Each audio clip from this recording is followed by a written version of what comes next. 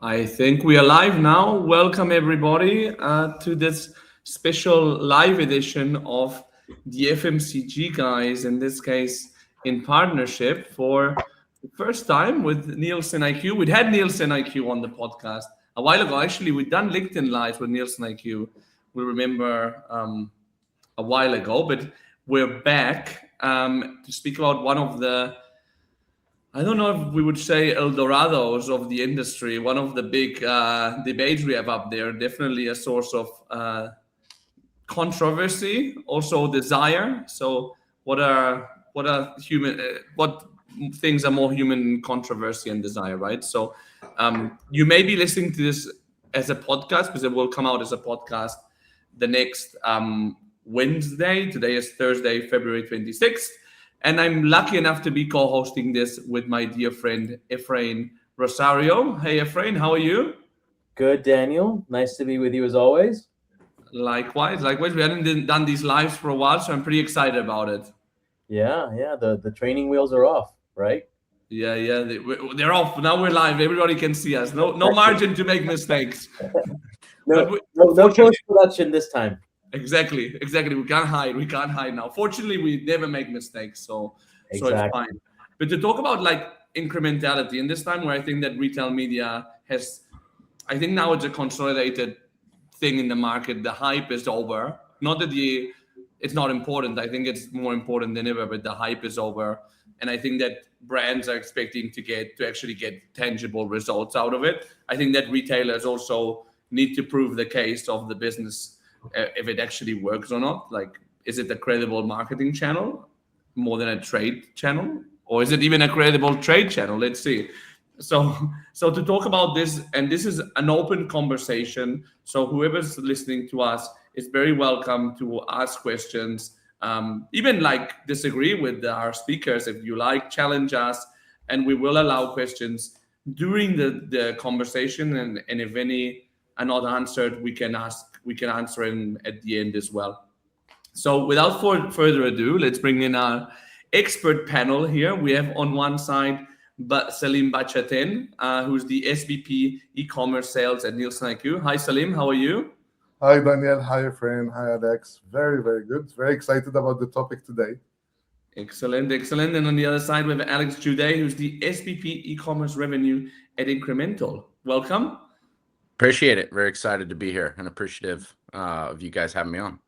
Perfect. So, Efrain, I think you have a question for these two gentlemen to kick this off and also give a bit of context to the audience, no? Yeah, absolutely. I mean, I think that you kind of nailed it when you talked at the very beginning about this being a somewhat controversial topic, but I think it's also a little bit of an Easter egg in a way, because I think the word incrementality is used in a lot of different parts of the business. And with that is open to some interpretation in regards to what it means to different people in the business. So that being said, I want to put that back out to our guest today, and I would love personally, for my own personal education, to understand how you all define incrementality. Maybe we can start with Alex. Yeah, let's start with Let's Salim. go. Yeah. Incremental. Let me drive that a little bit. Let me start with Salim, and then we'll turn it over to you. I think Alex should go first. The name of All the right. company is Incremental, It so is. we should be all indicated. I have a slightly contrarian view to this topic, in that I actually think everyone agrees on the definition of incrementality, which is the true causal impact to I spent a dollar, what happened or what value was created that would not have otherwise occurred if I didn't spend that dollar. I think everyone agrees with that, and I've never had a brand say that they disagree in that regard. I think where the waters get a little bit more muddied is in the greater conversation of measurement in general.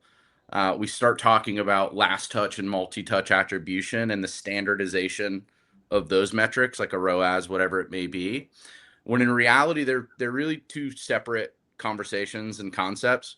Last touch and multi-touch attribution can tell you exactly how Salim bought something, but they can give you little to no insight to why he bought it. And I think when we talk about incrementality, what we're all after is why, what made Salim buy it, and therefore what was created because of that. And so I think the conversation's got to kind of be split again. There should be the conversation of standardization around last touch and multi-touch attribution. We should keep tackling those things. But I think incrementality is pretty well agreed upon in my mind. I kind of agree with everything you said, Alex. So first of all, I'm not an incrementality expert, but I think I got dragged into this conversation in the last 12 to 18 months. I thought you were going to say in the last 24 hours for a moment. He stayed at a Holiday Inn Express last night. And the reason is, like, you know, if you want to do incrementality analysis, you need data. And I think that's so my expertise is around data. And I think what I've been obsessed about in the last 5-6 years is around like accuracy. So of course, like, you have different data sets. And I think what incrementality is adding in the market today is more strictness on how we look at the data. What are we ingesting? Because like whatever analysis you do on incrementality is pretty reliant on how accurate. So, you know, Alex was talking about the touch points and so on and so forth. You have to feed it with data that is accurate. So I got dragged into this topic, and now I feel like a little bit heard more on everything I was saying in the last 5-6 years, that like, be careful. When we talk digital shelf, we need to talk about like accuracy and measurement. When we talk about sales data, we have to talk about, and then it brings the other topic of when you bring all these data assets together, how do you marry them up? Like, it requires also, and I know we will talk about this a little bit more in details. So no further to add from what Alex defined, but I think behind the definition is what is kind of required so that you can run this exercise in the right way to get the right outcomes. And I think still we need to equip and educate the industry about the importance of what sits behind it. Because what is like the link? And I don't know if this is a stupid question. Maybe it is, but I'll ask it anyway. What is the link between the digital shelf and incrementality? Again, I'm gonna let Alex. Yeah, I'll go on this one. I think the link is critical because the way we think of how you have to approach this problem, especially around we talk about on-site retail media, things like in-grid search, display banners, etc. These ad units are relatively unique in the fact that they're nested within and around all of these other, we call them conditions of commerce, which is all the things that you're measuring in the digital shelf: price, promotion, organic rank, paid rank, ratings and reviews, buy box availability, all the things that you have with a digital shelf provider. And we believe that, again, when you're after the answer of what made Salim buy something and you're trying to truly measure and define causality, if you're unaware in retail media of all of the digital shelf factors that as consumers we know have a gigantic impact on why we buy something or don't buy something, you can't possibly be getting close to measuring it in an appropriate way. And so in our opinion, you simply can't measure incrementality accurately without visibility into the digital shelf. And then the other component of that is it changes all the time and every day. So you can't have a static point in time large view of my average organic rank on Amazon was 6 for the last year. Well, if you do that, you have to be okay with knowing every day underneath your answer is wrong. So we think the link is imperative because you have to have it to do it right. And then you have to have a consistent and accurate view of it to keep up with the pace of the ecosystem itself. Mm-hmm. Yeah, and I think, so think about it this way. Since your question, Daniel, was about digital shelf. So for the last few years, digital shelf programs were mostly about like tracking, like monitoring those KPIs to try to create actions. So the governance around what these programs were saying was mostly like focused on, let's try to optimize search, let's try to optimize in a very kind of siloed way. Now that you're pushing all this data into a brain to define and to calculate incrementality that will come back to you with actions, now, there's a lot more scrutiny on what we're pushing. And, just search rank. So Alex talked about the changes intraday, but then there is also the accuracy of capturing it right, because it differs. Like for omnichannel retailers, it depends on the store where you're going to get delivered from, and so you have to be like. I think what is really interesting is that it's bringing now a lot more scrutiny and governance around the quality, accuracy, exhaustivity of the data, and now we're starting to talk the serious topics that I think, like, it's making all these conversations a lot more interesting than just basic UI UX kind of conversations. Yeah, no, I think it's interesting to kind of delineate between, let's call it more level of execution type of measurement versus like true impact. And that's where I think, you start to, with incrementality, you start to pull some of these apart. I want to touch on something that you alluded to, Salim, and get put your points of view on this, which is, for many companies, many brands, and I'll put myself in the shoes of a CPG, FMCG brand. We've been spending money for years with regards to building out digital shelf and retail media capabilities. What would you say is kind of in essence that current scenario that we're in regards to what? Like, so what do we do after having spent all this? And you kind of started to allude to it, but I'd love to go into a little more detail on that. Yeah, I think so.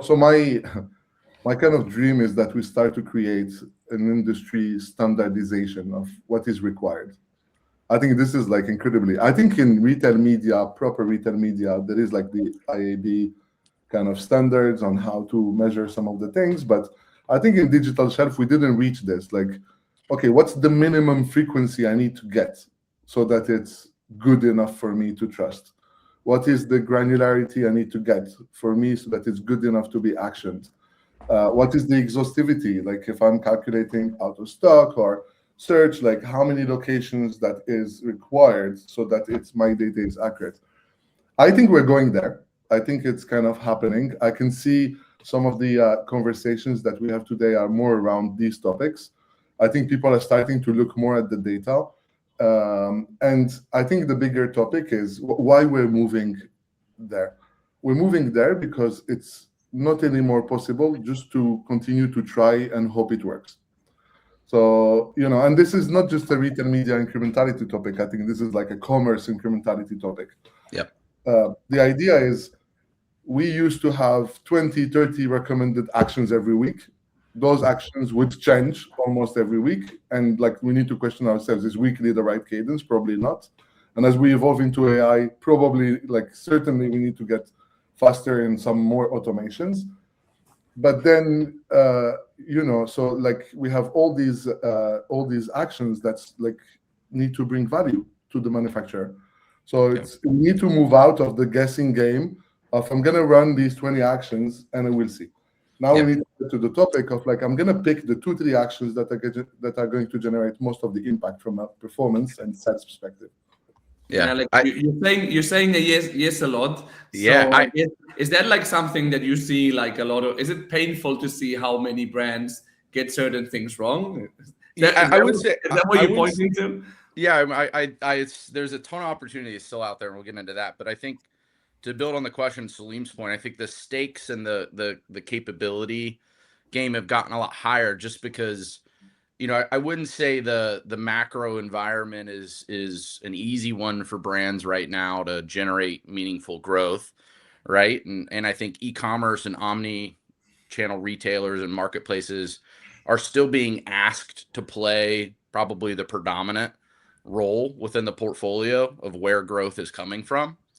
And I think with that, the natural CAGR of these marketplaces and these dynamics has slowed quite a bit, right?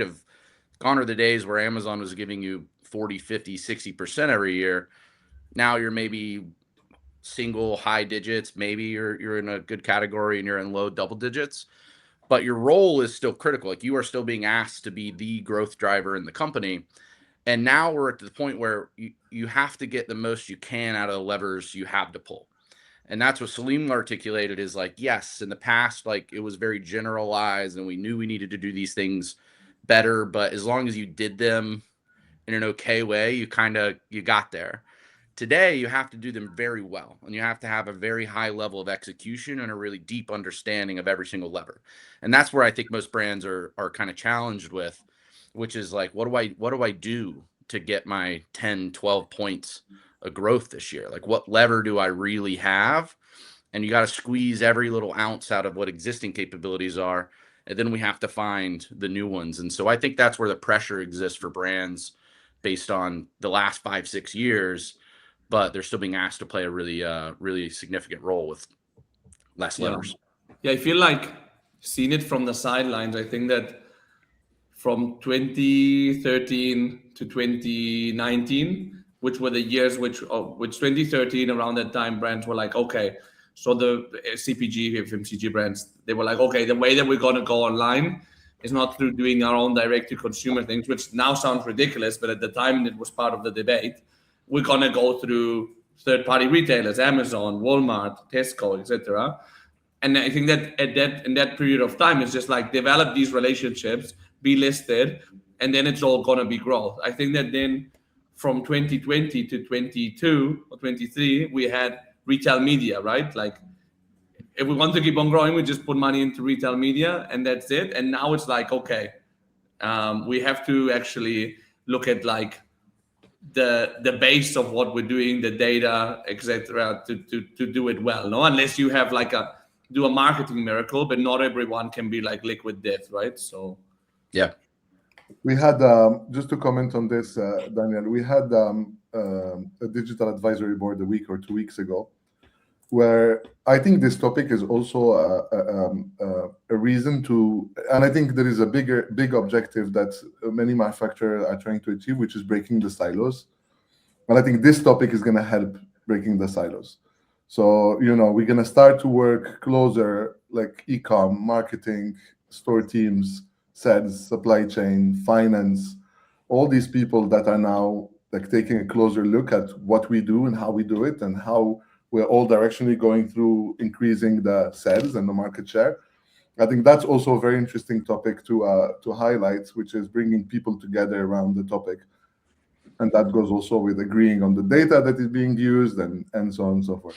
That's what I was just going to say. I think to me, the common language across the different functions you just mentioned is data, right? Because all of a sudden now, this is a treasure trove of information around consumers and understanding their behavior that these other groups that aren't necessarily, let's say, incentivized performance-wise solely on e-com are interested in, because all of a sudden it helps them in terms of being able to market better. It helps them in regards in terms of like having more clarity from a financial standpoint in terms of what works and what doesn't. So that being said, I know obviously this is a topic that's near and dear to your heart, Salim. So I'd love to just hear more about how you were thinking about data assets in regards to from an NIQ standpoint.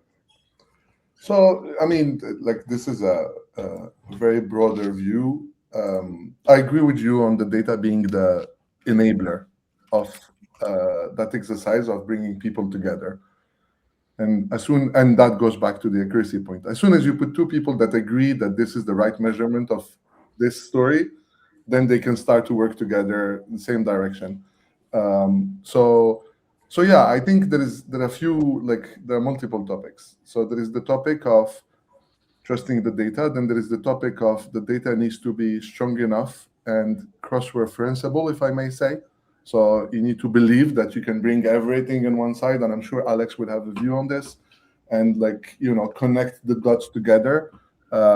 Because if your data is siloed, there's no chance your people will not be siloed.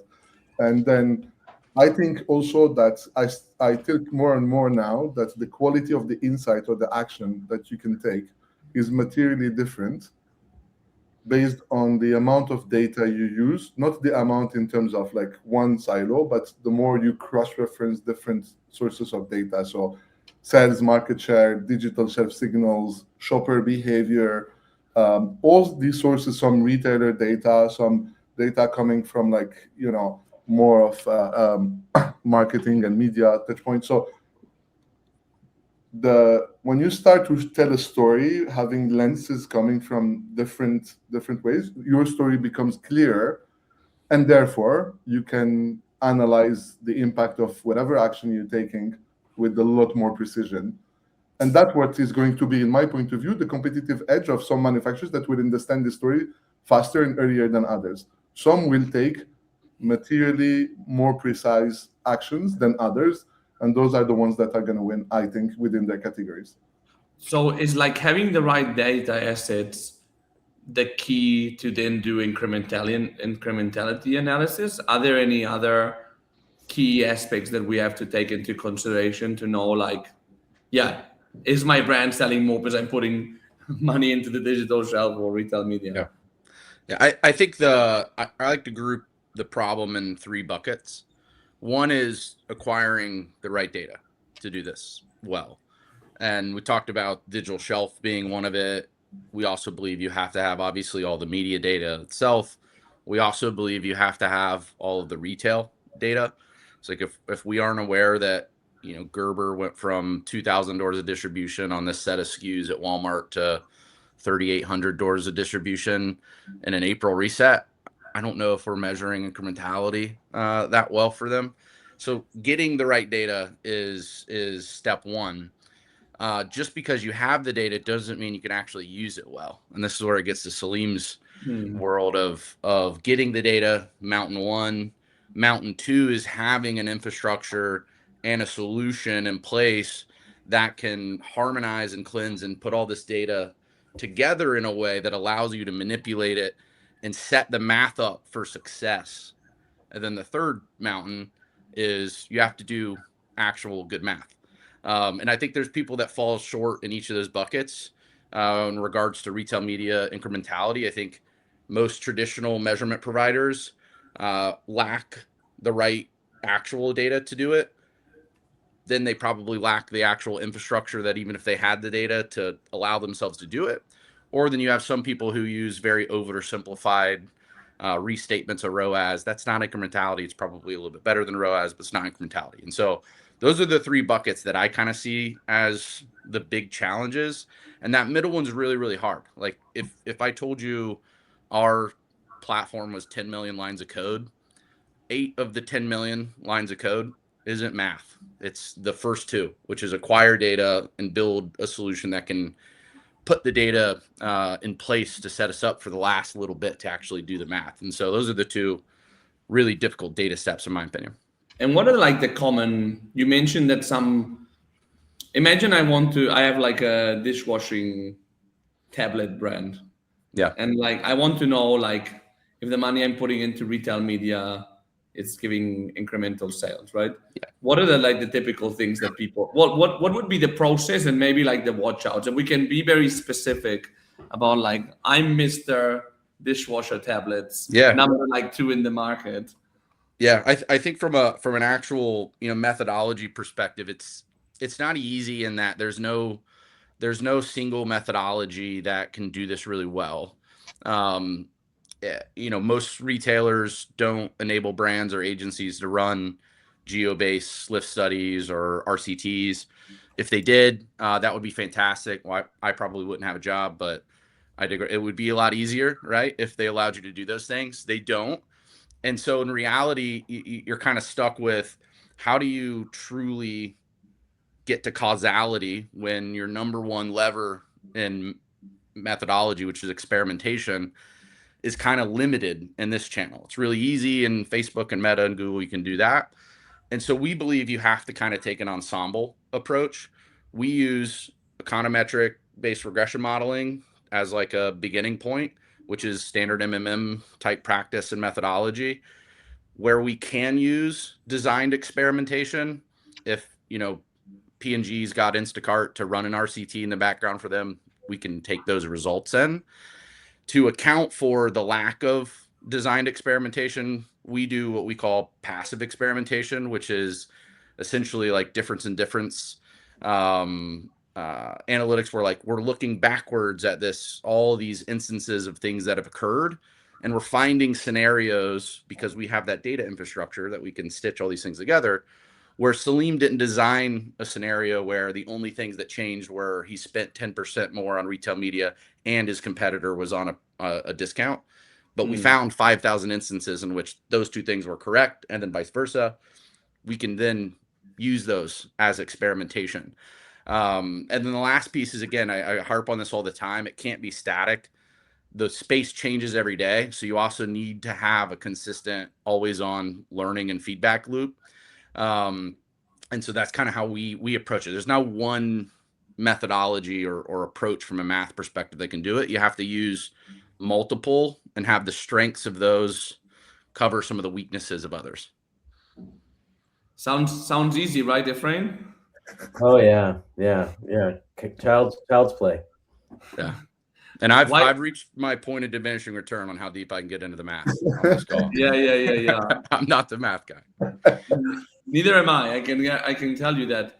No, but it's and I guess that's the thing, right? Like, it's a thing that you have to like kind of like, as you said, build these case scenarios to prove the case. And I guess that it doesn't make sense to do all these iterations if you don't have like the right data. No, if like you're wanting to test Walmart data of like how my brand is performing in all these territories and you're only assessing like a couple of supermarkets, I guess that unless you're very lucky to get the right supermarket, maybe an Ohio supermarket. It's impossible. So as soon as you start to talk about omni-channel, then the story becomes very complex. Same product, same keywords, different locations, different ranking. So if you don't have that exhaustive tracking, then it becomes a luck question. And it becomes more dangerous because if you push that data into a brain and all the mathematics that Alex was talking about, then you're training the model to be wrong. Like, that's where it gets like super, super important that you have that national exhaustive view that tells you the truth of what's happening. And then obviously you start to trust the model a lot more because, models are intelligent as long as you give them breadth, accuracy, and size, like historical data, so that they know what they're doing. And I think this is really a critical point. And for omnichannel, is even harder than anywhere else.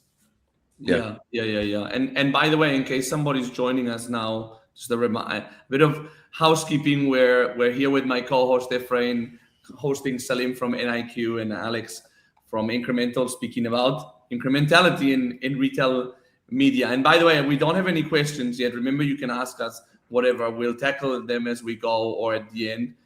We have someone called Matthew who compliments your mustache, Alex, for now. He says you have a gnarly stash, which I guess in American lingo, I guess it's a good thing. Yeah. Well, I'll see Matt at a Cubs game here soon. What is that, baseball? Yes. Yeah. Ephraim, I know. I'm a European, But Ephraim, like, apart from being the co-host of the FMCG guys, you're also an FMCG veteran. I mean, from what the conversation we're having, like, why do you think that with your brand hat on incrementality, or knowing that incrementality, or being able to analyze it, why is it important? Well, I mean, I think it's something that has been brought up before, right? So, particularly in a situation where, every dollar, every cent counts, not just within the digital commerce function, but thinking about more broadly in the business, understanding if I have that $1 that Alex was referring to, and I can choose to spend it in trade investment or e-com, or I can also choose to invest it in store, or I can choose to invest it in terms of like internal capability building. How do I know what to go do with that dollar, right? So understanding the true impact of, what the actions I'm doing are going to do is really, really important. And I think for me, just listening to some of the conversation here, again, putting my brand hat on, I think it's one thing to, everybody wants to have a single, nice, very easy single measure called incrementality or iROAS.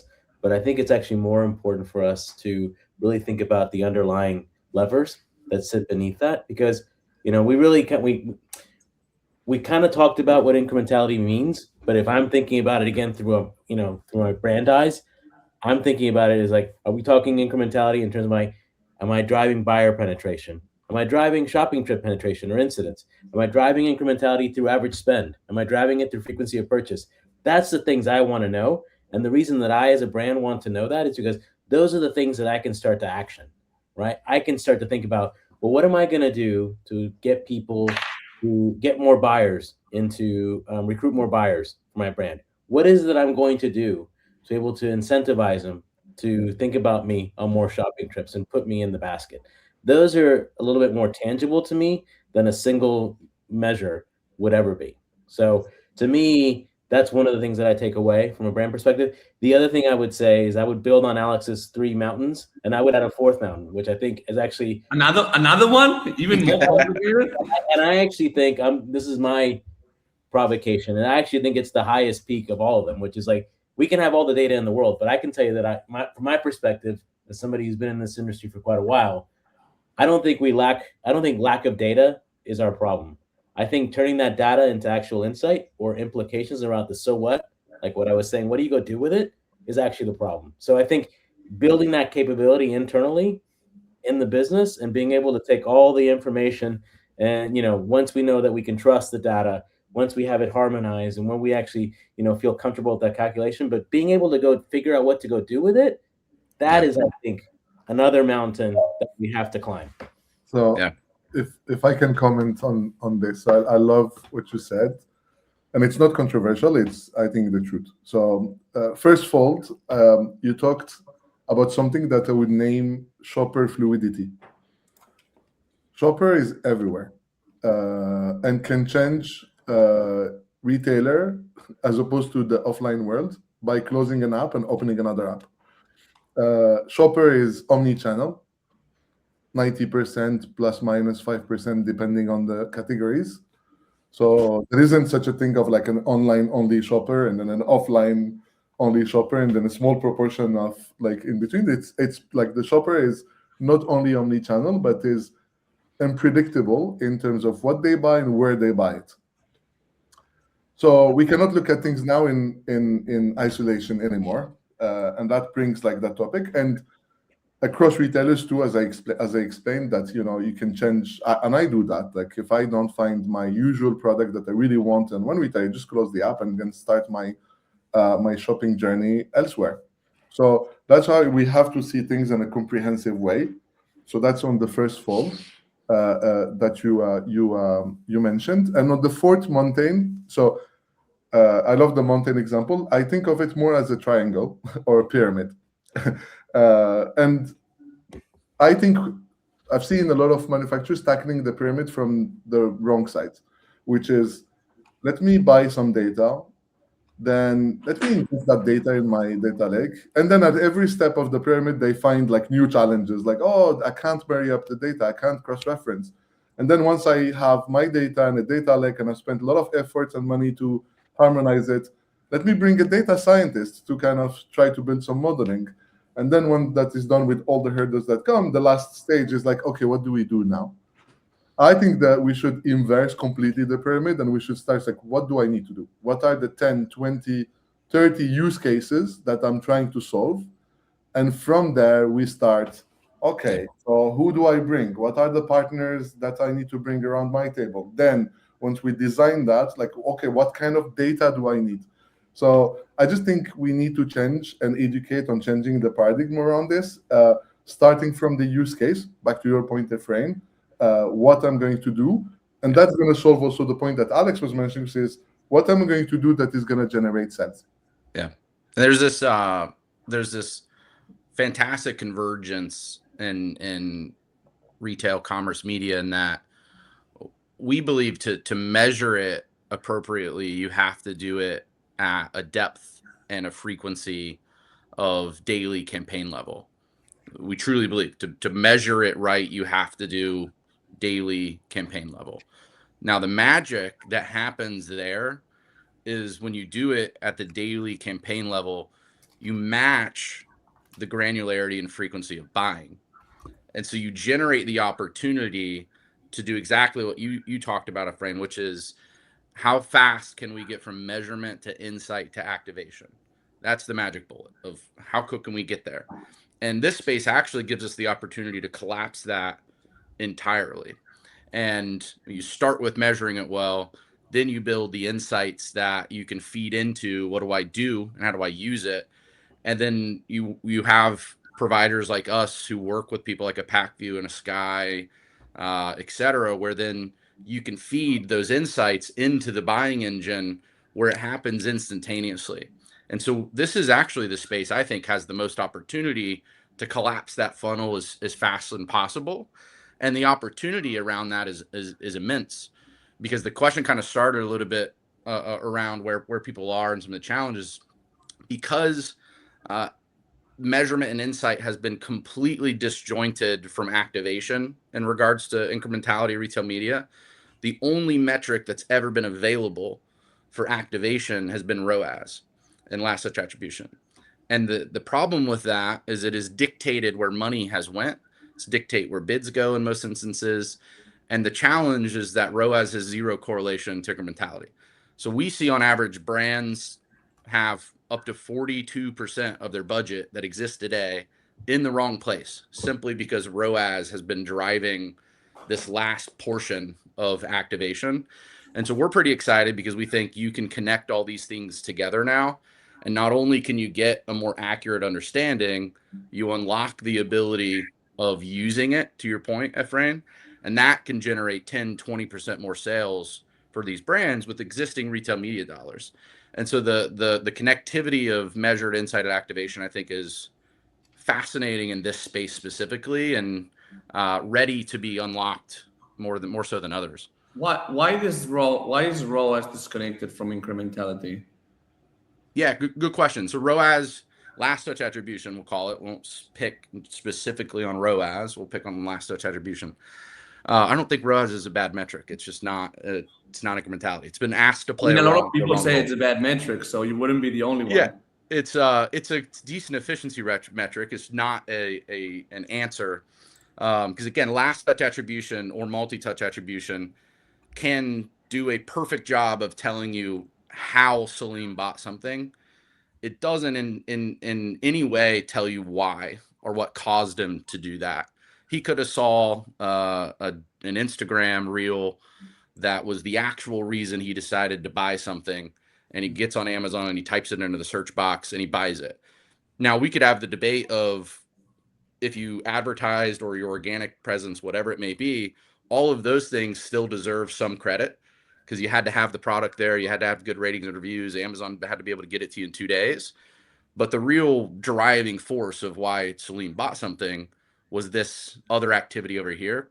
And that's the context that last touch or multi-touch attribution miss, which is just because you took a specific path to purchase, it doesn't highlight what in that path was the reason he actually chose to buy something. And that's what ROAS misses. Ephraim, did you want? I saw you saying yes, so I'll let your mind speak. No. I think that's absolutely spot on, right? Which is like it's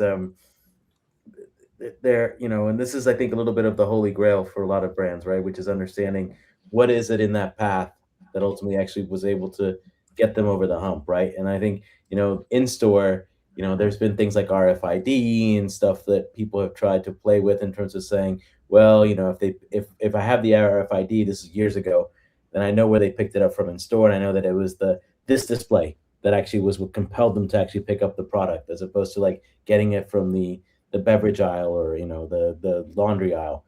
But yeah, I agree with a lot of the things you just said in regards to some of the challenges that I think last touch attribution has. I'm curious. I want to go to something that somebody said in the comments. So we had a question from Jigna, and I guess you kind of touched a little bit in terms of when you talked about daily campaign level measurement. But she was asking is I guess more generally in terms of like things like MMM and just generally in incrementality. Do we have a point of view on like what's the frequency or the cadence behind that we would recommend for brands to look at? Yeah, I think in specific to MMM, we think MMMs are really phenomenal tools, and we don't think they're going away in any capacity, and we think they provide a ton of value to brands. We think they fall a little bit short in being strong at measuring retail media specifically. And then we know they fall short in regards to the speed and granularity that practitioners need to actually use it. Like someone brought it up earlier of, what do I do with it, right? Like, even if I believed my MMM gave me the exact right answer of Amazon Media was a 1.7 to 1 ROI for me, what do I do with that? Like, I don't buy Amazon Media at this high level. I actually buy Amazon Media at a set of keywords for search or audiences for DSP. And so I don't really know what to do with that answer. And so that's like problem number one, is it's not granular enough. Two, in regards to like speed of it, I think faster is better in some instances, but to Salim's point earlier around like data quality and whatnot, if your answer is not a good one and you're getting it more often, I don't know if that's actually a better scenario for you. And so I think, if you're doing an MMM, most of our brands that we work with absolutely have MMMs in many regards. I think that, doing it 2-3 times a year to guide very high level budget allocation across all of the levers you're pulling is great. I think that speed for MMMs isn't the answer for retail media. I still fundamentally think they approach the problem the wrong way and don't have a lot of the data inputs to do it well. And so I'm not sure speed really solves it for them. But again, I think they're phenomenal tools and will continue to be used. I think as opposed to that, you have the ongoing, if we call it like ongoing MMM, which is like the daily kind of brain that tells you like what you need to do. I think there is a topic, I don't know if we want to cover it today, but there is the addition of AI when it comes to actionability. So now that we talked like the mountains or the pyramids or whatever we want to call them, so once you get the output of, okay, this dollar, you should put it there to maximize output, I think we're going to live very soon in a world where you can start to derive actions quicker thanks to agents and so on and so forth. So I think like the conversation I have now a lot with manufacturers is, yeah, maybe it doesn't exist yet fully as like I'm envisioning it, but it's important to get ready there, like ready to be in that point where like, okay, I have all my tech stack ready, I have my data, I have my governance, I know exactly how to action. Today, I'm limited in the actionability because there is like, okay, we're connected to some of the activation tools, but tomorrow, I think there is going to be an increased competition within the digital shelf. So the ability to make instant actions or as frequently as possible actions, that is going to be, I think, enabled by agents and AI in general. So we all need to get ready for that. But there are steps. It's not going to be like, okay, I'm going to launch a project for this last mile. Otherwise, we go back to the point of the mountains. So there is like a readiness topic, and I think you should, like any manufacturer, should have an assessment, like of how ready they are for kind of more frequent, more agile activation. I have a couple of questions to wrap up the conversation, which is, what about like the retailers? I think they should like also be involved in like proving that spending money on them is gonna make more sales for their advertisers. No, like what do you recommend they do to prove that their model is good?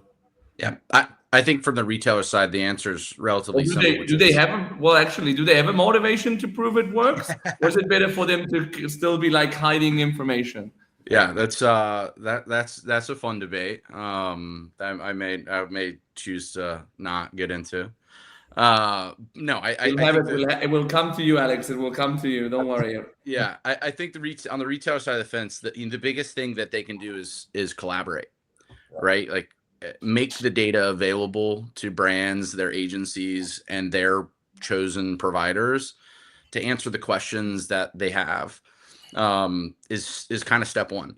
And then step two is like continue to innovate and collaborate on the innovative things you are working on. Like there's retailers who are building RCT capabilities and geolift capabilities in their retail media ecosystem to be able to do measurement in many regards. And again, I think collaborating with the brand to help them understand that because each individual retailer will still never be able to solve the problem of a silo, which is Tide runs a business across hundreds of retailers in the US, not just Walmart. And so Walmart can come out with the greatest possible answer specific to Walmart. There's still a missing puzzle piece for Tide beyond that at that point. And so I think from a retailer perspective, collaboration with brands and their partners is the role to play in many instances, and continue to an acronym here. You mentioned an acronym here, RCT. What does that mean? It's like a randomized control. So it's, where you take a group of people who see an ad, a group of people who don't see an ad, and then you compare the results of them. Wasn't that called A/B testing? Or not anymore? Yeah, so similar concept. Okay, got it.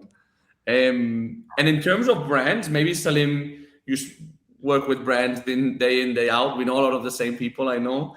And what can they do? Or again, what are they doing wrong? I don't know. I won't comment on what they're doing wrong, but on what can be done. So so what I'm going to share is potentially too conceptual. I think if super high level, I think instead of trying to solve a today problem, I need incrementality, I need better measurement of incrementality now. That's a question. And a lot of people are trying to solve it. I think if I was a manufacturer today, I would try to think objectively around next year, next 3 years, next 5 years. What are the building blocks for me to get there? So, and this is the vision I try to share as much as possible, which is it's not going to be perfect today, because we know in e-com, things are not perfect. We are kind of trying to figure out as a manufacturer the world. But there are some pillars that are very important. And in order for me to be, as I was talking, to be ready in a world where AI is going to enable faster work, better work, where AI potentially is going to become important in shopper journey, what do I need to do today? Not in a reactive mode, but in a very kind of staged way to get ready for that point of view. And I think this is what we're potentially paying back today, is that not now that you have a CFO coming, it's before spending this dollar, we need now to be a little bit more careful. I want to know exactly where do we put this dollar in order to get the best outcome. If we had done the work in the last three years or 1 year or 5 years of, okay, let me build the blocks, data, I need to be structured. I need to start to look at proper data governance. I need to start to, enable those use cases that are important for me. Then adding a layer of incrementality becomes a lot easier, I guess. And I don't know, Alex, you tell me your experience. When you go into a client and you see things that are a lot more organized, it's going to make the whole work easier. And I guess, this is what I'm trying to kind of explain is, yes, there is the point of getting that number today that you can show internally, but there is also how do you get ready for what is going to happen next? And how structured is your tech stack? How structured is your data asset? And how thoughtful you are about this, as part of a proper strategy. So I think the steps piece that you alluded to, Salim, I think is a really good point of, I'm not sure we ever get to the perfect solution where someone can actually follow Daniel around the internet everywhere and understand if he was in a Walmart or not in a Walmart and in a CVS and then bought it on TikTok. I don't know if we'll ever get there, right? I don't think there's, speaking of incentives, the right incentives for the players that would need to collaborate to do that. But I think making step, not that we shouldn't continue to strive to get as close to that as possible. Taking the steps intermittently to get a little bit better is a really good point. And there's a ton of value in between where we are and perfection. There's so much to be had. And so I like Salim's advice on it's you got to take step 1, step 2, step 3. We do get some brands that are this is not the perfect exact scenario, so we're not really, maybe into it. And I'm well, I don't know if that exists. Yeah. Until it does, we can, there's a lot of value to be had. And yes. So I think chasing perfection is great, but take the right steps to get closer and closer as we go. Yeah, and navigating the imperfection, I think, is the success factor. So I think the ones that win are the ones that embrace the imperfection, they use it, and they educate internally that, okay, guys, this is not perfect, but it's good enough for us to action and to deliver. And this is the path to closer to perfection for the next year or 2 years or 3 years or whatever. So I think it's that kind of agile mindset that will help a lot in my point of view. So to wrap up, incrementality, myth or reality? Very real. Definitely reality. Definitely reality. Or maybe you have to have the right foundations if you want to make it become a reality and not a myth, no? Yeah, Yeah. that's a very good way to summarize it, actually. Thanks, Salim. Thanks. Well, thanks, guys, for joining us. That was great. If you've enjoyed the session, if you're still live, we know that we've gone a bit over time, but the conversation takes us where it takes us. Make sure that you recommend it to a friend. It will be available here on LinkedIn, also on YouTube and in audio format on Apple Podcast, Spotify, Amazon, etc., etc., etc. So thanks, guys, for joining in. I don't know, Efrain, if you have any last comments. No, I mean, I think, to the point made around progress over perfection, I think conversations like these they didn't get us the entire way in terms of the perfect solution to the answer to the question, but it's progress. So I'll take that. So I'm very thankful for that. Thank you, guys. Thank you very much. Of course. Excellent. Thanks, everyone. And we'll see you in the next episode, LinkedIn Live or live event of the FMCG, guys. Have a great one. Bye-bye. Bye. Oh, did they drop? Yeah, I've ended the stream now.